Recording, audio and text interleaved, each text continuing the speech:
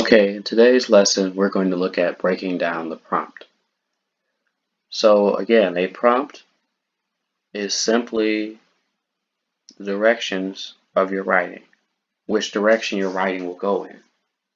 So in order to be able to write a concise statement or a concise essay that answers the prompt, you have to understand the prompt.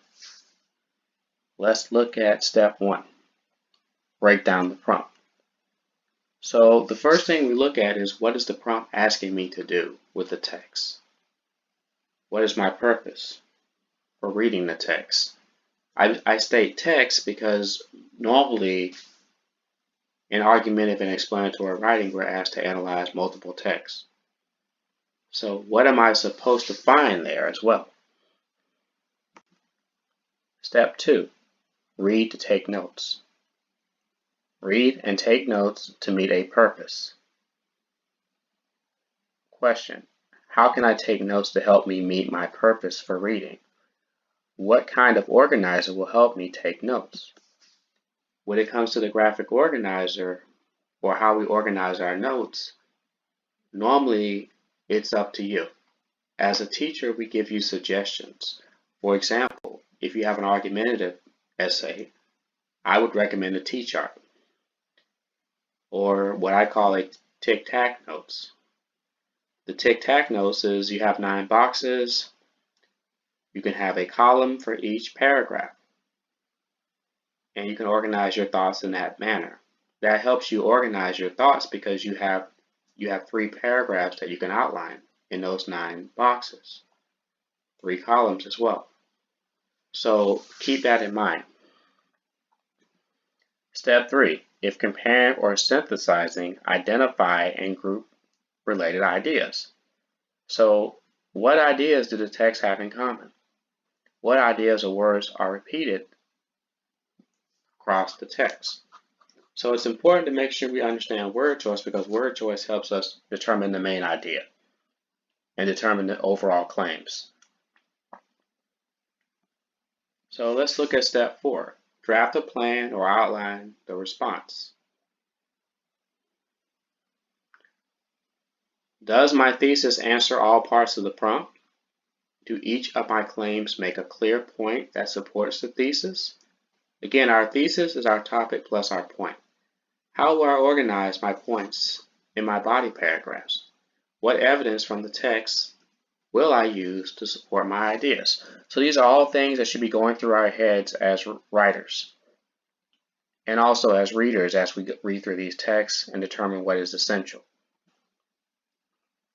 So the assignment that we were assigned deals with breaking down prompts. So we're going to look at the first example. I'm going to do a couple examples with you, and then we're going to kind of do an overview of the remaining ones that we should be doing independently. So let's look at the prompt. So I'm going to read the prompt aloud. The sources talked about Juliette Gordon-Low. Write an explanatory essay in which you explain who Juliette Gordon-Low was and why she formed the Girl Scouts organization. Use evidence from the sources to support your answer.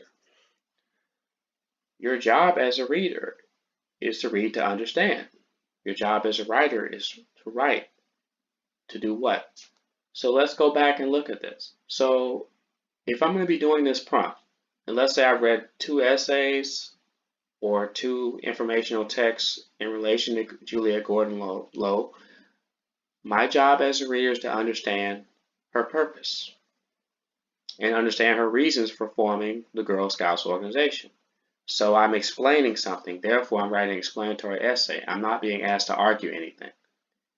So my first point is to read to understand why Juliette Gordon-Low started the Girl Scouts of America. What was her purpose behind it, her rationale? And my job as a writer is to simply answer the prompt. To write an explanatory essay, I have to explain who she was and why she formed the Girl Scouts organization. And I need evidence from the text to support my claims.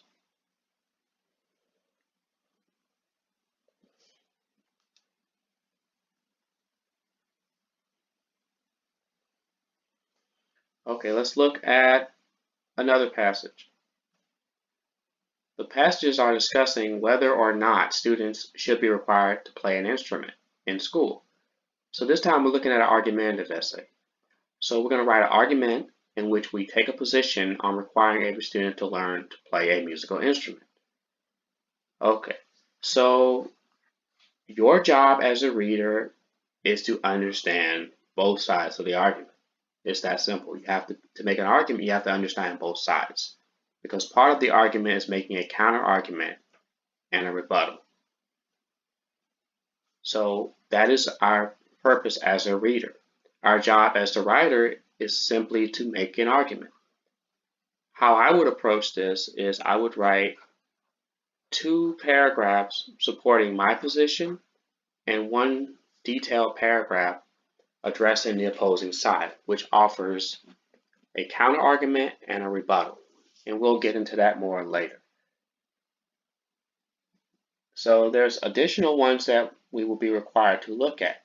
So our job again is just to simply explain what we're supposed to do with these paragraphs, or what we're supposed to do with these essays that we're going to write. So we'll take a moment to go through these. So take a moment and go through each one.